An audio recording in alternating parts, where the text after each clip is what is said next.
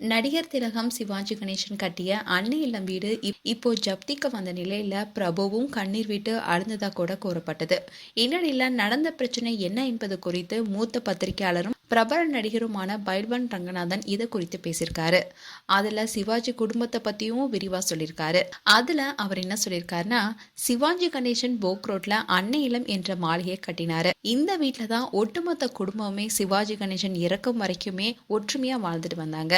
இப்போ அந்த வீட்டுல பிரபு, விக்ரம் பிரபு குடும்பம் மட்டுமே வாழ்ந்துட்டு வராங்க. ராம்குமார், அவருடைய மகன் துஷ்யந்துடைய மனைவின்னு 3 பேரும் ஒரு நிறுவனத்துக்கிட்ட 30% வட்டிக்கு 3 கோடி ரூபாய் கடன் வாங்கி ஜெகஜால கில்லாடி படம் எடுத்தாங்க. பல வருஷங்களாவே இந்த கடனை திருப்பி வழங்காதனால வட்டியும் சேர்த்து 9 கோடி ரூபாய் நிலுவையில இருக்கு. பல வாய்ப்புகளும் கொடுத்தாங்க கடன் கொடுத்தவங்க. ராம்குமார் தரப்பு கிட்ட எவ்வளவோ பணிஞ்சும் போயிருக்காங்க. ஜெகஜால கில்லாடி படத்தை எங்க கிட்ட கொடுங்க, நாங்க அதை ரிலீஸ் செய்யறோம், அதுல வரும் பணத்தை எடுத்துக்கிட்டு மீதி உங்களுக்கு தந்துரும்னு சொல்லியிருக்காங்க. இதுக்கு துஷ்யந்த் தரப்புல ஒத்துழைப்பு தரல. அதே மாதிரி நீதிமன்றமும் பல நேரங்களில் இவங்களுக்கு வாய்ப்பு தந்தோம், ராம்குமாரும் துஷ்யந்தும் அதை சரியா பயன்படுத்திக்கல. ஏற்கனவே இவங்களுடைய 2 சகோதரிகளுமே எங்களை ஏமாத்தி விட்டதா சொல்லி கோர்ட்டுக்கு போனாங்க. சிவாஜி கணேசன் எழுதிய உயில் போலியானது, அது கற்பனையானது, திட்டமிட்டு தான் உயில் செய்யப்பட்டுள்ளதுன்னு வழக்கு தொடர்ந்தாங்க.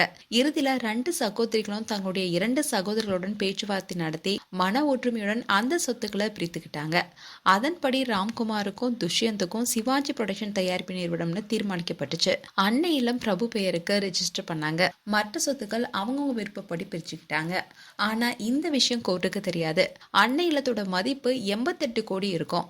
அதுல 4ல் ஒரு பங்கு, அதாவது 22 கோடி ரூபாய் ராம்குமாருக்கு சொந்தம் என்பதால தான் ஜப்தி உத்தரவு வந்ததும் கடன் கொடுத்தவங்க அன்னை இல்லம் சென்றாங்க. அங்க போனதுக்கு அப்புறமா தான் அன்னை இல்லம் பிரபுவுக்கு சொந்தமானது என்பதே தெரிய வந்திருக்கு. இது சட்ட ரீதியாகவும் நிரூபிக்கப்பட்டிருக்கு. அன்னை இல்லம் பிரபுக்கு சொந்தமானது என்று ராம்குமார் தரப்புல சொல்லப்பட்டிருக்கு. அது மட்டும் இல்லாம அன்னை இல்லம் எனக்கு சொந்தமானதுன்னு அதற்குரிய டாக்குமெண்ட்ஸை கோர்ட்ல பிரபு கொடுத்தாரு. இதன் காரணமா தான் ஜப்திலிருந்து அன்னை இல்லம் தப்பிச்சிருக்கு. இப்போ மேல்முறையீடுக்கு போயிருக்கிறது எப்படியும் இந்த விஷயத்துல சுமூக முடிவு வரும்னு நம்பப்படுது. ஆனாலும் துஷ்யந்தும் ராம்குமாரும் பலர்கிட்ட இது போல கடன் வாங்கியிருக்காங்க. யாருக்குமே திருப்பி தரல. சிவாஜிக்கு ஏற்கனவே ராம்குமாரால தான் மன உளைச்சல். அன்னைக்கு எம்ஜிஆர் ஆட்சியில் இருந்தப்போ சிவாஜி வீட்டுல நடந்த துப்பாக்கி சூடு சத்தம் எஃப்ஐஆர் கூட போடாம முடிச்சு வைக்கப்பட்டுச்சு. அதே சமயம் அந்த துப்பாக்கி சூட்ல யாருமே பாதிக்கப்படல. அதே மாதிரி சிவாஜியுடைய மரணத்துக்கு அப்புறமா கூட ராம்குமாரால தான் அவமானமும் இழப்பும் ஏற்பட்டுட்டு வருதுன்னு பைல்வான் ரங்கநாதன் அதில் சொல்லியிருந்தாரு. மேலும் இந்த செய்தி குறித்து உங்களுடைய கருத்துக்களை கமெண்ட் செக்ஷன்ல சொல்லுங்க. இது போன்ற வீடியோஸை பார்க்க நியூஸ் தமிழ் கிளிட்ஸ் சப்ஸ்கிரைப் பண்ணுங்க. மறக்காம நோட்டிபிகேஷன் பட்டனை கிளிக் பண்ணுங்க.